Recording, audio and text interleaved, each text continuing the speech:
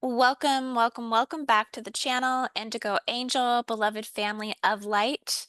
Come on into this dimension, and I'm so grateful that you're here for a Guardian Gridwork Energy update for November 4th, 2025.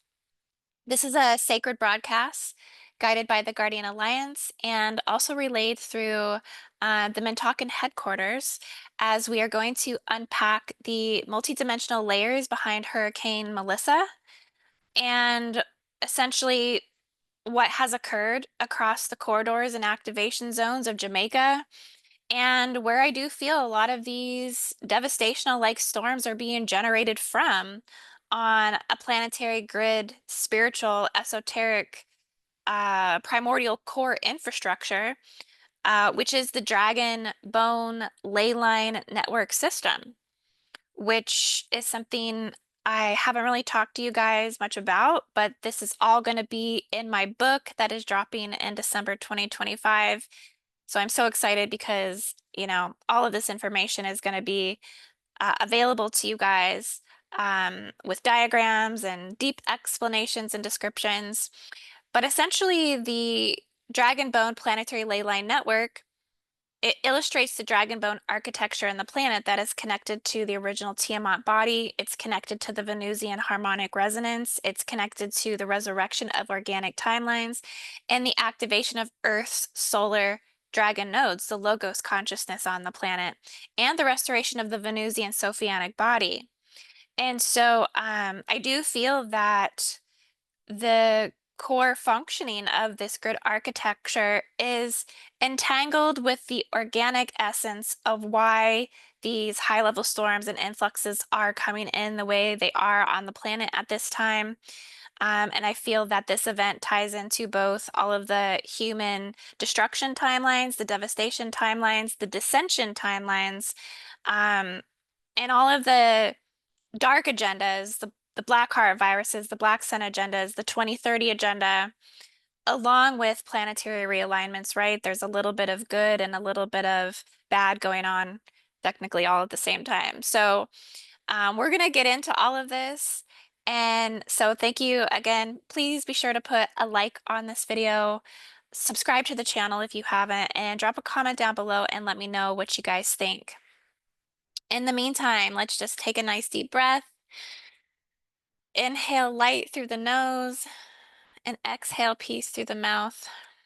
And let us just open this space in divine presence, divine law, divine balance, and divine remembrance. As a lot is going on at this time, and this is one that's a little bit overdue to break down. So let me just go ahead and give you guys a bit of a situational brief of what occurred, what happened. And you can see my map here as well. I have Jamaica pulled up, and we're going to talk about, this devastational path of the hurricane and where in Jamaica essentially this has caused all of this catastrophic damage essentially to occur. So on October 28th, 2025, Hurricane Melissa struck Jamaica as a Category 5 hurricane, one of the strongest Atlantic landfalls on record.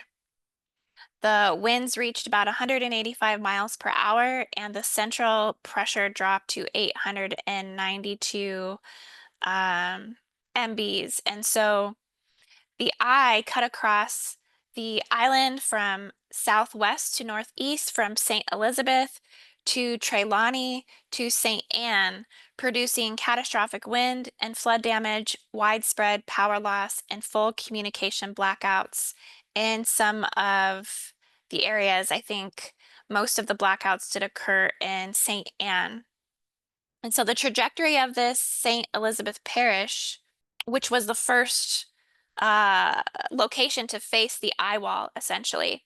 What happened at this location is the Black River flooded, Treasure Beach submerged, went completely underwater, and Santa Cruz Mountains scarred by landslides. And so that is here and here. And then when it moved on to hit Trelawny Parish, the winds basically shredded Albertown, collapsed rooftops in Wakefield, and Falmouth's historic Georgian waterfront was described as apocalyptic. And then, so that was here. And then as it moved up to St. Anne, essentially, um, Discovery Bay and St. Anne's Bay endured a pretty intense storm surge. Ocho Rios hotels and mountain roads were completely devastated, and by the time that the eye exited near Runaway Bay, the island's infrastructure had been basically battered from coast to coast. So this is like full-on devastation from one side of the coast to the other. And being reported that there's even more extreme sea surface warmth and low wind shear as natural causes for rapid intensification. So no official evidence of engineering or weather modification has been ultimately like found on a public level, but still for those of us in the higher consciousness community and many grid workers that are in tune to the locations of uh, these outposts of the underground bases, the DUMS, and the HARP centers, and just the intercrossing section ley lines to these things that, um, for those of us that kind of know what's going on, we know that the synchronicity of this and the timing of this feels kind of unmistakable in some ways, that there would be weather modification that would have contributed to this in one way or another. And so it is very suspicious because there is a lot of context that goes into this for Jamaica, just as it did for, all of the other places that have had massive fires or hurricane devastation and damage, from North Carolina to California to Hawaii, that, this entire lower hemisphere and region is just so prone to all of these things. But what makes it even more, um, suspicious is that there's a lot of context and vision for 2030 for Jamaica and rebuilding under the agenda of 2030. So this is something worth noting because long before Hurricane Melissa even formed, Jamaica already had drafted basically a long-term national plan, Vision 2030 Jamaica, a comprehensive blueprint to modernize and rebuild the island into the place of choice to live, work, raise families, and do business. Basically, they've already very openly sketched out the 2030 plan for Jamaica.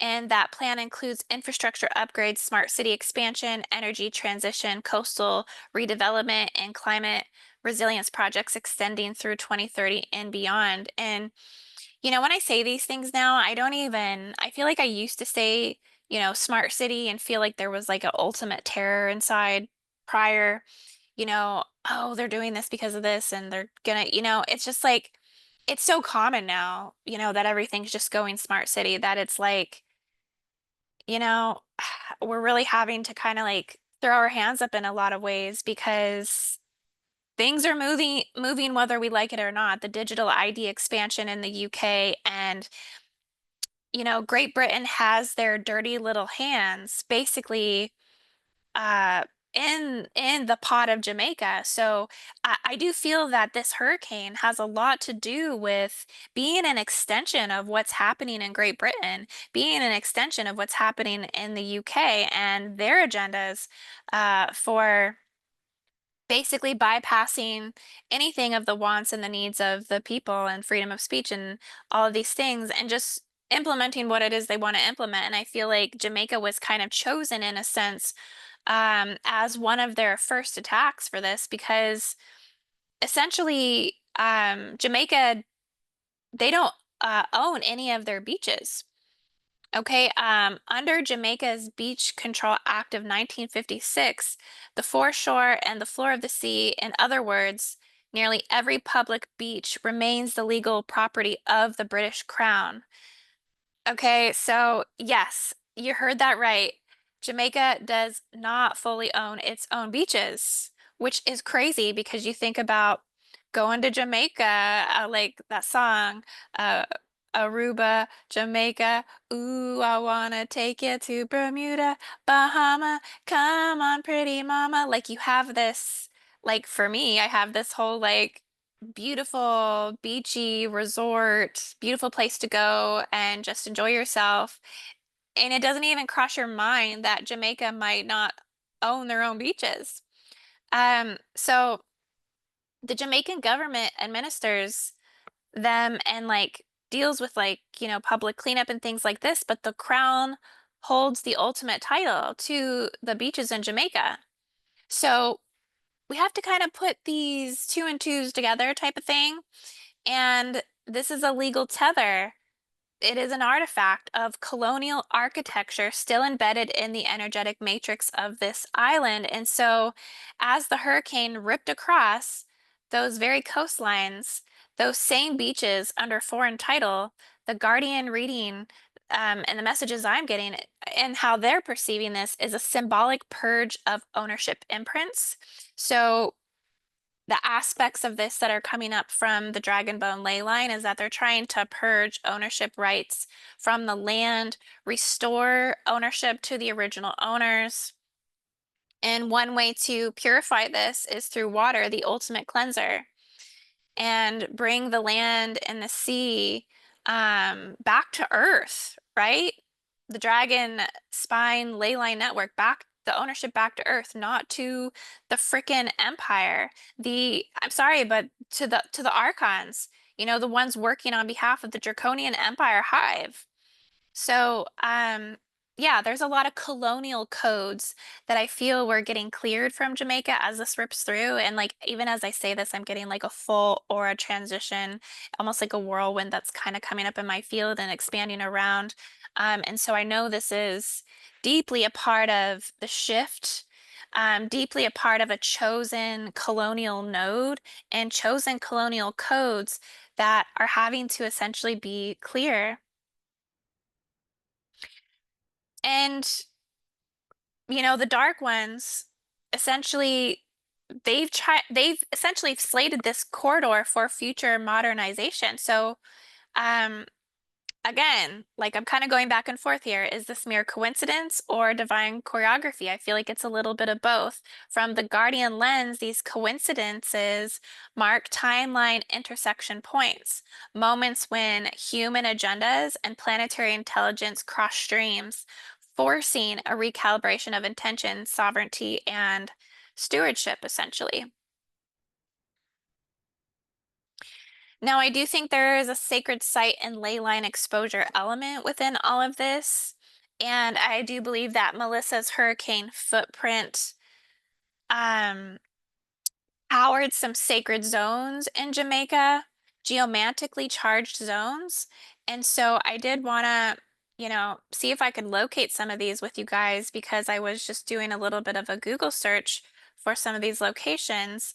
Um, and we'll see what kind of energies come through. But one of the charged zones that the hurricane ripped through was Blue and John Crow Mountains. Let's see if we can put these on. Blue and John.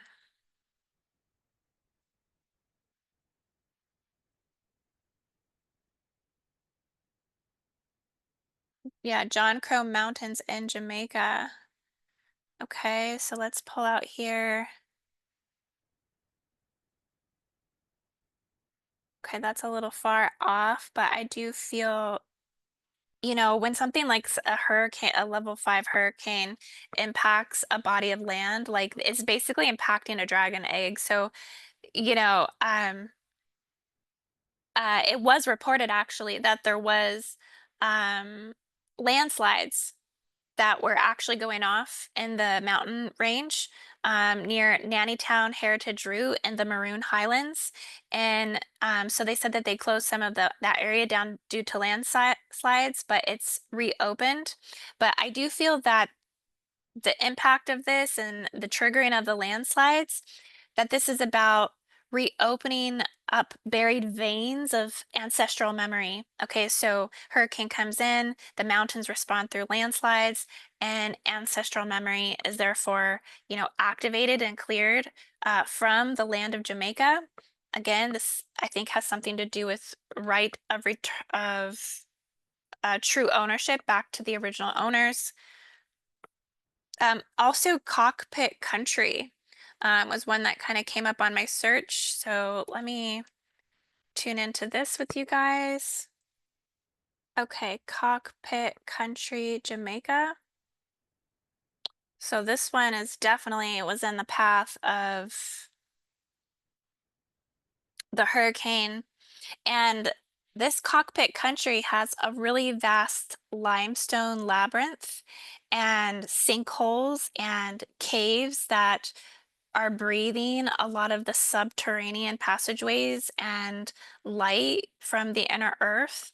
And so I do feel like there was some level of clearing these vortices here in cockpit country. You also have the Seville Heritage Park.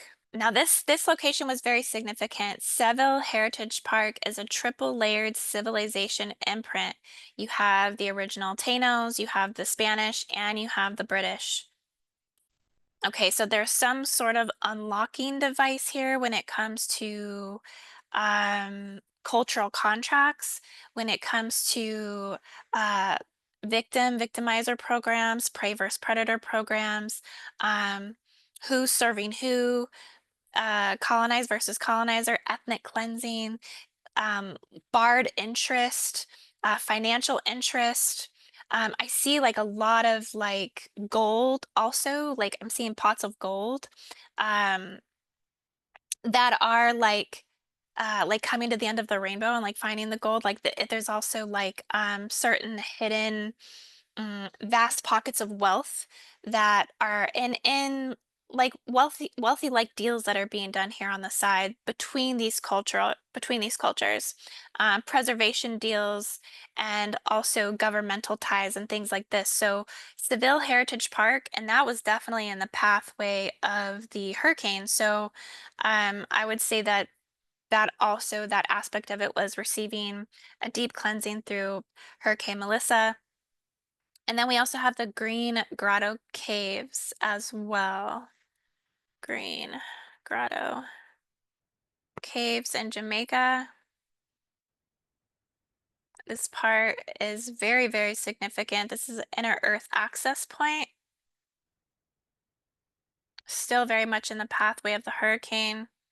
Um, just zoom out a little bit so you can see that. Now they're actually like water-filled caves and caverns, pulsing with crystalline resonance.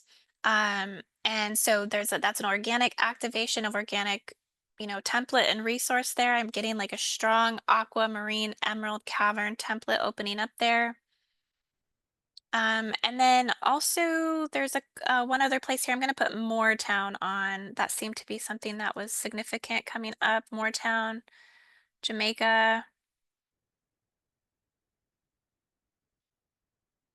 Zooming out just a little bit. Okay, that's really close to the mountains where the landslides were. You have Moortown, and um, this is, connected to Charlestown, Scots Hall, and this is also another element of sovereign keepers, freedom ley lines, and things like this connected to the landslides of the releasing the buried ancestral memory. So I wouldn't be surprised if we don't see some sort of like indigenous uprising at some point, and even like war contentions over the land of Jamaica, as it just kind of got a rude awakening. Their ancestors just got awakened basically from the cradle of the grave, and so injustices will be coming up. The Archangel Michael ley line will be activated, signaling from the UK down to Jamaica, again shedding more of these layers, more of this pressure that has to be released. And so when I tuned in with the Guardians and them in talking headquarters, that's basically what they're saying to me, and the transmissions that I'm getting from them ultimately is that yeah, this is coordinated with like Orion deals on some level. Um but that the initiated pressure around these things are key releases on the Caribbean Dragonbone ley line system, which really came in through Three Eye Atlas. So I think obviously Three Eye Atlas was a propagator of this as well, because it did happen right during the perihelion window. And the Caribbean corridor overall, the Caribbean corridor, which is releasing on the Caribbean Dragonbone ley line Tiamat network.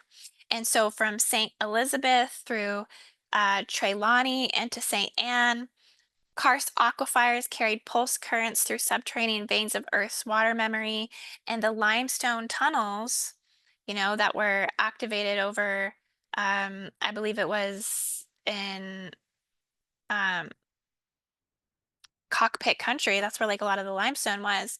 Essentially, a lot of white and yellow formations of energy were serving as the island's underworld arteries. This was bringing up a lot of, when the pressure of Hurricane Melissa charged them, basically, it trapped the astral residue and the grief of the slavery of that land, the exploitation, the displacement, and all of the silent Tano. I've been getting a lot of the Tano, like the songs etched in the stones, that was then coming up for ignition, basically. And the three main points were St. Elizabeth, Trelawny, and St. Anne. This was where um, I do believe that the tail end of the dragon bone ley line system is activated.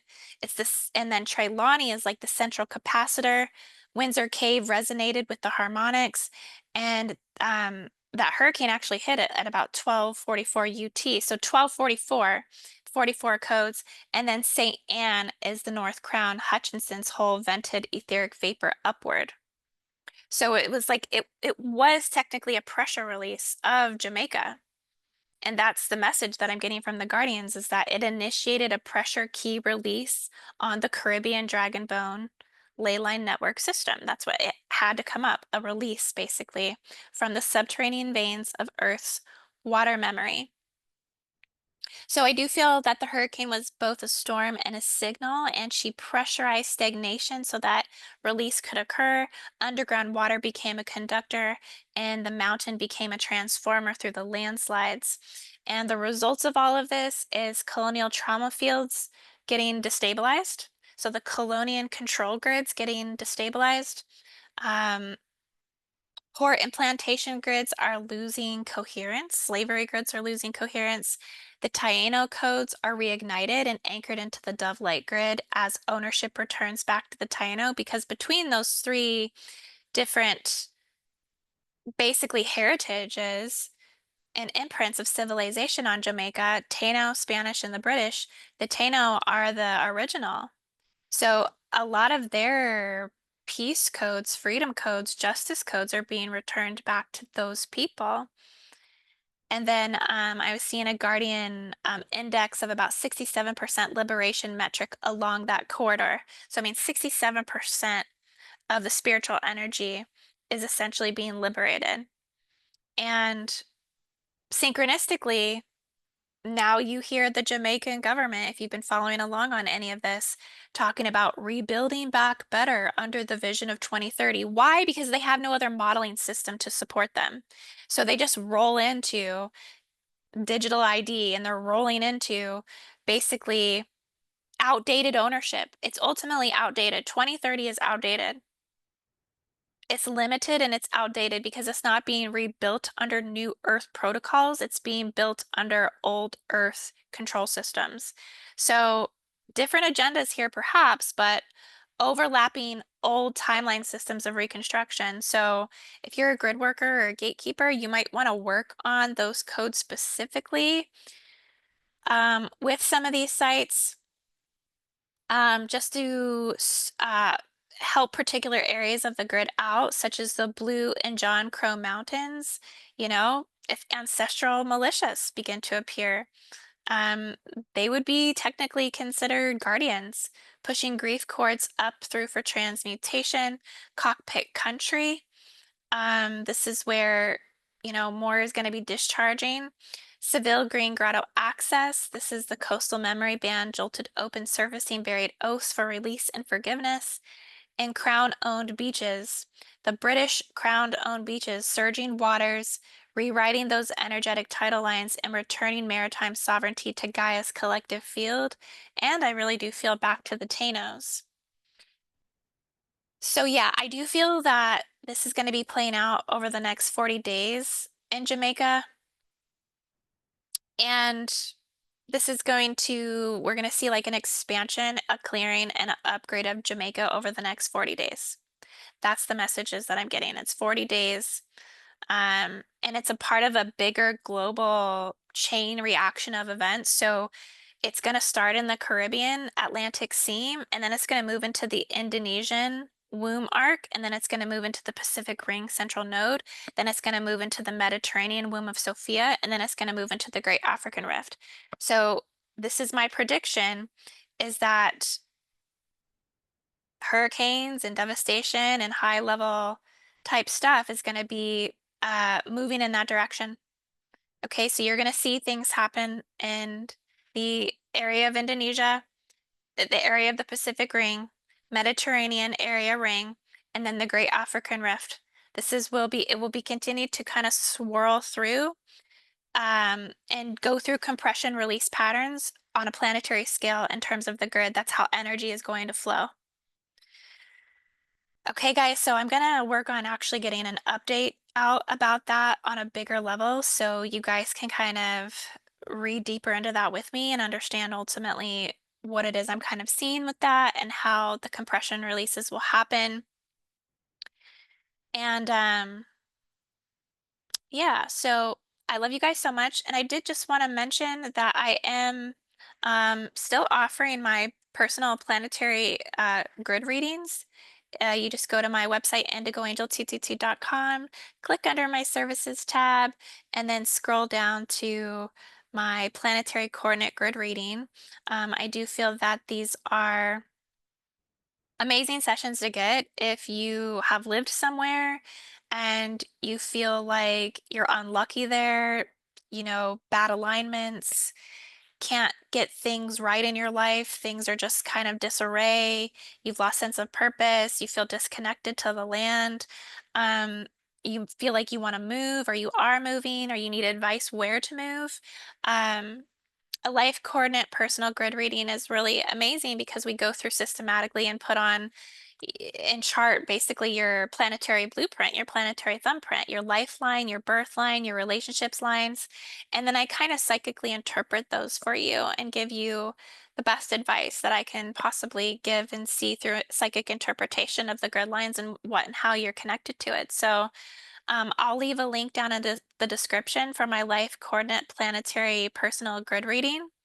And be sure to sign up on my website at indigoangel222.com for website newsletters. So I usually always do put this information out in a newsletter form for you guys. So that way you can continue to receive the information. And my closing words are, beloved guardians, the storm's destruction and Vision 2030 rebuilding. It's kind of separate on paper, but synchronistic in time.